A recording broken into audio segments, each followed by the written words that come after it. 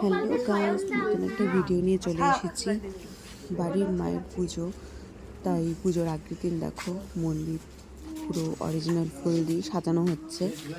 রাত্রেবেলা অনেক রাত্রে করি, তো সেই দিন হচ্ছে সৌরভ আসার কথা।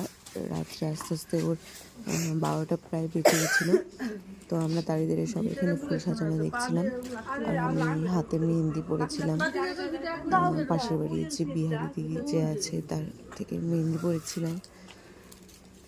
তো সে আমাকে বলেছিল হাতে সরষের তেল লাগাতে, তারপরে আমি হাতে আবার সরষের তেল লাগিয়ে রেখেছিলাম। কিন্তু আফসোস, এত কষ্ট করে পরেছিলাম কিন্তু বেশিক্ষণ রাখতে পারিনি, যেহেতু দেরি করেই পরেছিলাম। 10:30 প্রায় বেজে গেছিলো।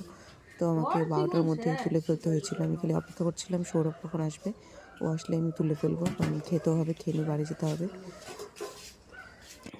তো কেমন লাগলো মেহেন্দিটা দেখো, সৌরভ আর আমার নাম লিখে দিয়েছে।